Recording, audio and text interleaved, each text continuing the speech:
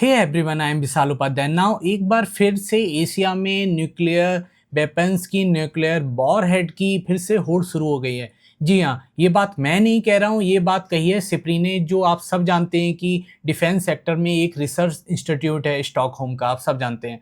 उसने अपनी 2026 की अपनी ईयर बुक निकाली और इसमें बोला है कि इंडिया एंड चाइना बहुत तेजी से अपने वेपन्स को बढ़ा रहे हैं, न्यूक्लियर वेपन्स को, न्यूक्लियर वॉरहेड को। यहाँ पर मैं आपके लिए एक चीज़, मैं देखिए बार बार बोल रहा हूँ वेपन्स और वॉरहेड, तो यहाँ पर मैं आपके लिए ये चीज़ भी डिटेल में समझाऊंगा कि वॉरहेड क्या होता है और वेपन्स में अंतर क्या होता है। ठीक है, इसके साथ में हम ये भी समझेंगे कि इंडिया ने ऑपरेशन सिंदूर के बाद अचानक से इतनी तेज अपना जखीरा हथियारों का, वॉरहेड का किस तरीके से बढ़ाया है, एंड इसके अलावा पूरे वर्ल्ड पर इसका क्या इफेक्ट निकलकर सामने आने वाला है। तो बिना किसी देरी के पूरे टॉपिक को डिटेल में समझते हैं, बहुत ही आसान, सिंपल, सरल भाषा में। तो चलिए शुरू करते हैं। नौ, सबसे पहले सिप्री ने जो अपनी रिपोर्ट पब्लिश करी है उसके अनुसार कुछ फैक्ट को, कुछ डाटा को समझने की कोशिश करते हैं। तो सिप्री ने बोला है, करीबन जनवरी 2026 में बोल रहा है वो, कि पूरी दुनिया में 12,187 न्यूक्लियर वॉरहेड पूरी दुनिया में दिखाई दे रहे हैं। अच्छा, सिप्री की ये रिपोर्ट समझने से पहले हमें वेपन्स और वॉरहेड में अंतर समझना पड़ेगा दोस्तों। तो देखो जरा, मैं आपको बहुत ही आसान और सिंपल तरीके से समझाऊं तो ये समझ लो, वॉरहेड एक तरीके से मान लो गोली, ठीक है, और जो वेपन्स होता है वो होती है बंदूक। तो बंदूक में कई गोली हो सकती हैं, आप समझ रहे हो, इसलिए हम बंदूक को नहीं गिनते। जो रक्षा विशेषज्ञ होते हैं वो गोलियों को गिनते हैं, क्योंकि हर गोली एक विस्फोट है। तो जो विस्फोटक सामग्री होती है उसे हम बोलते हैं वॉरहेड। बहुत सही से समझ जाओ आप, क्योंकि एक ही वेपन्स में कई तरीके के वॉरहेड हो सकते हैं, आप समझ पा रहे हो, एक ही मिसाइल में कई तरीके के वॉरहेड लगाए जा सकते हैं। इसलिए वॉरहेड सबसे ज़्यादा इंपॉर्टेंट है, ना कि एक वेपन्स। वेपन्स में तो कई चीज़ें समाहित हो सकती हैं, आप समझ पाए। तो यहाँ पर हम पूरी बात करने वाले हैं वॉरहेड की, ठीक है।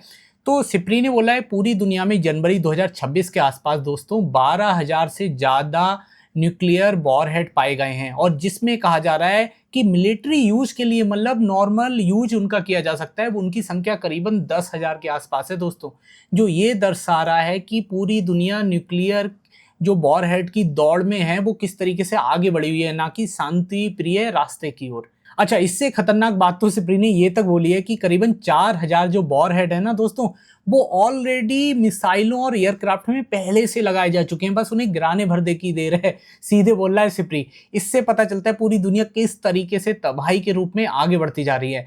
अच्छा, अब इसी क्षेत्र में अब अगर हम इंडिया को लेकर देखें, इंडिया की बात करें दोस्तों, तो इंडिया ने भी, सिप्री कह रहा है, करीबन उसने अपने 12 न्यूक्लियर वॉरहेड को पहली बार मतलब डिप्लॉय कर दिया है। ये दिखाता है कि इंडिया ऑपरेशन सिंदूर के बाद कितना अपने डिफेंस को लेकर एग्रेसिवली मोड में नजर आ रहा है दोस्तों, आप समझ पा रहे हो।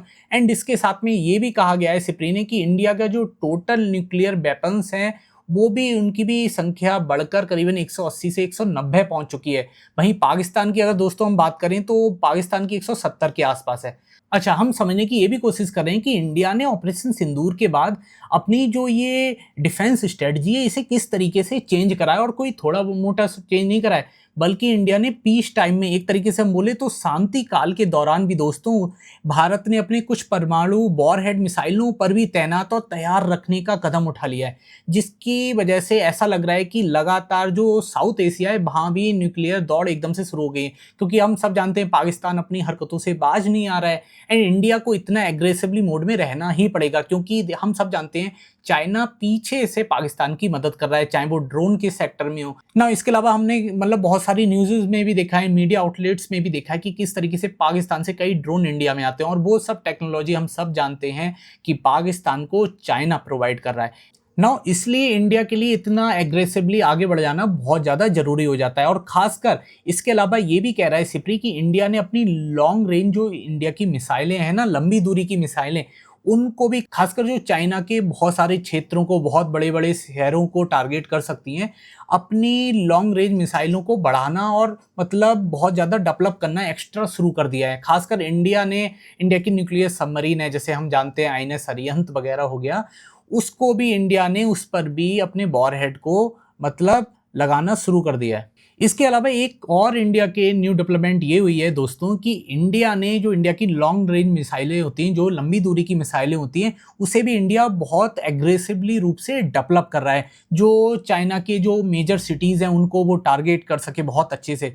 एंड इसके अलावा हम सब जानते हैं, ये माना भी जाता है जनरली, मतलब एक आम ओपिनियन यही रही है कि भारत की परमाणु पनडुब्बियां, खासकर आईएनएस अरिहंत जो है, वो बहुत सारे वॉरहेड को एक साथ ले जाने में सक्षम भी है। तो कहीं ना कहीं ये इंडिया के डिफेंस स्ट्रेटजी को लगातार बदलाव का और इंडिया के डिफेंस को मजबूत होता हुआ भी यहाँ पर दिखाया जा रहा है। नाउ इसके अलावा हम सबके दिमाग में एक क्वेश्चन आ रहा होगा कि यार इंडिया तो इतना प्रिपेयर कर रहा है, तो चाइना कहां पर है? तो चाइना भी ये भी बहुत खतरनाक निकल के न्यूज। इसके लिए इस पर सिप्री का कहना है कि भाई पाकिस्तान भी आने वाले समय में इंक्रीज कर सकता है अपने न्यूक्लियर वेपन्स के, न्यूक्लियर वॉरहेड को, लेकिन इसके अलावा जो चाइना है उसने करीबन करीबन अपने 20 न्यूक्लियर वॉरहेड लास्ट ईयर जोड़े हैं, मतलब अपने जखेरे में। आप समझ पा रहे हो? इससे भी ये पता चलता है जो एशिया की मेजर पावर है, खासकर ना साउथ एशिया में इंडिया हो गया एंड चाइना हो गया, समझ पा रहे हो, ये लोग अपने वॉरहेड को लगातार एग्रेसिवली रूप से आगे बढ़ा रहे हैं। और सब जानते हैं अमेरिका किस तरीके से भारत को कभी भी मतलब दोस्त मान लेता है, कभी भी भारत को मतलब समर्थन देने से मना कर देता है। तो इंडिया के लिए लगातार आगे बढ़ जाना बहुत जरूरी होता है। और चाइना तो मतलब लगातार आगे बढ़ ही रहा है, क्योंकि हम सब जानते हैं चाइना को ताइवान पर भी कब्जा करना है इन फ्यूचर। आप समझ रहे हो